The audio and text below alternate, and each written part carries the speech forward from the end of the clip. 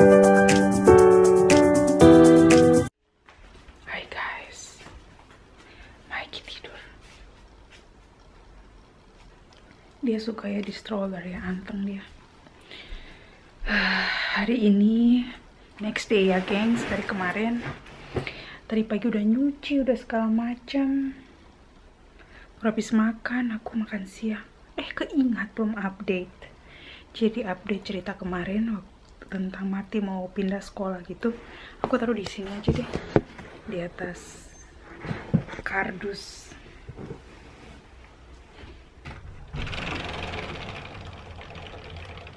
Biar pemandangannya indah. Jadi gengs, kelihatan gak sih mata gua apa enggak? Enggak ya. Jadi kemarin itu pergi, akhirnya kan kita di depan sekolah kan, aku sama Marty masuk, aku nggak ngambil video karena privacy.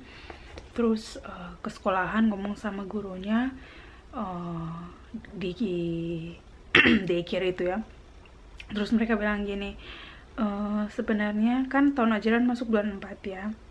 Nah, aku bilang, mereka bilang, ini sekarang udah full, tapi kami berikan kamu aja formulir, katanya gitu. Kamu mau pindahin sekolah anak kamu ya gitu. Mereka tuh sebenarnya kayaknya ada lebih prioritas buat orang-orang yang belum dapat kindergarten ya. Kindergarten salah, belum dapat daycare gitu. Nah, terus karena kan dia tahu, oh Marty udah di daycare ya, iya, tapi aku jelasin aku nggak punya keluarga, jelasin ulang lah segala macam. Terus dia bilang, oh iya, kami kasih kamu aja, kami kasih kamu formulir isi, nanti belum tentu dia bisa masuk sini, katanya gitu, anak kamu bisa masuk sini, tapi kita lihat aja, kalau seandainya kosong baru kita hubungi, katanya gitu ya. Seperti itu gengs. Jadi ya sudahlah, apapun itu kita berserah aja. Terus kemarin gue telepon ke sekolahan lama, bilang yang sekarang Marty masih pergi tuh, kepala sekolahnya kan nggak ada ya, akhirnya penanggung jawabnya nggak ada. Jadi dibilang, oh ya nanti disampaikan ke penanggung jawab kalau seandainya. Jadi aku ngomong sama Ken lagi, ya udah Marty perginya seminggu 3 kali aja gitu, Selasa, Rabu, Kamis gitu. Kalau ini kan biar hari yang Ken gak bisa pulang cepat, ya udah Marty tinggal di rumah gitu. Aku bukan masalah berat jaga Marty di rumah, enggak, tapi Marty tuh sekarang lagi lucu-lucunya gengs gitu. Jadi dia itu udah mulai, karena kan udah mulai tahun ajaran baru, dia tuh udah mulai ini menggambar, dia udah mulai lihat-lihat warna. Dia kan punya buku Angpama itu, terus di buku Angpama itu dalamnya itu tentang warna, dia tuh lihat warna-warna itu terus dia udah sebut ngomong-ngomong pakai bahasa Jepang. Jadi kalau merah dia bilang aka gitu-gitu kan, lucu ya Kak, kasihan. Terus tiba-tiba dia nggak ke sekolah gitu. Ya bisa sih belajar sama aku, tapi kan lebih seru kalau belajar sama teman-teman ya gitu. Ya itulah, aku mikirnya sih dari dianya, kasihan Martinya, dia pengen banget. Terus kalau pagi-pagi ke sekolah tuh semangat loh, Marty ayo ke sekolah, langsung. Jadi kalau dia lihat bapaknya ke sekolah hari Sabtu, kan dia libur hari Sabtu terutama, dia tuh mau ke sekolah juga ikut bapaknya. Ya puji Tuhan lah, rajin ke sekolah gitu. Tapi itu makanya aku tuh rasa bersalah kemarin tuh, rasa bersalah sekali.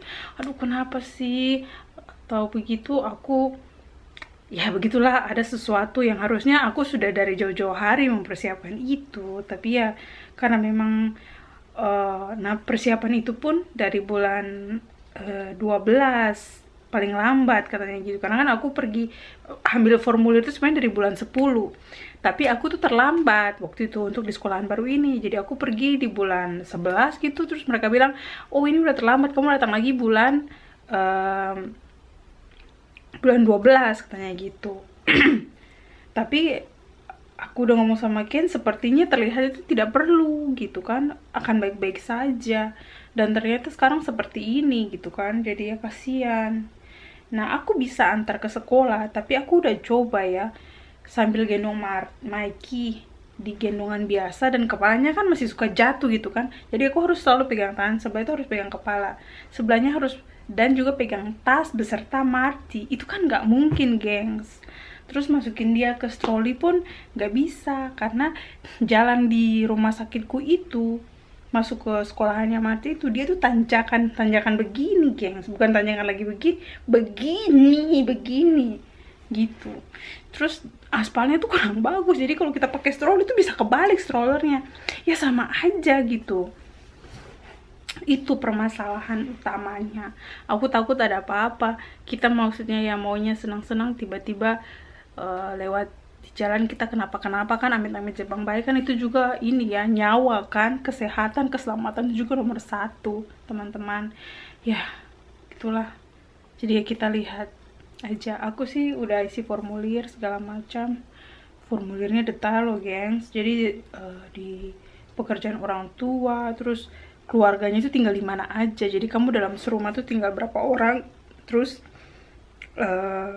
orang tua kamu, orang tua aku, sama orang tua Ken itu diisi juga, terus alamatnya itu tinggal di mana gitu. Ya begitulah, semoga mereka mengerti kalau aku tuh gak punya orang tua di sini ya, karena aku tuh pernah ditanya sama waktu aku lahiran kan, anak kedua, lahiran Mikey, ada bidan dia nanya gini, oh jadi kamu waktu kamu lahiran, kan kebiasaan orang Jepang itu kalau lahiran pasti ke rumah mamanya atau mamanya yang datang, itu tuh pasti gitu. Kamu waktu lahiran gimana, mama kamu datang? Gue tuh sedih ya, aku sedih banget gue lah. Enggak, aku sendiri sama suami doang ya, suamiku kerja jadi aku sendiri. Dia kayak kaget-kaget gitu. Ya begitulah, minimal kan bantu buat, ibaratnya contoh ya, kalau ada keperluan pengurusan dokumen atau apa, aku bisa keluar sama satu anak, ada satu anak yang dijaga gitu kan, itu kan nggak bisa juga. Nah tempat penitipan di Jepang pun anak di bawah 6 bulan, ada yang di bawah 1 tahun itu nggak diterima, mereka nggak mau ambil resiko buat jaga anak kita, jadi kita harus bawa sendiri anak kita gitu. Itulah situasi dan kondisi kami saat ini. Sedih sih sebenarnya, sedih banget. Gitu gengs, sorry ya menceritakan kesedihan gitu, tapi ya ini realita hidup ya.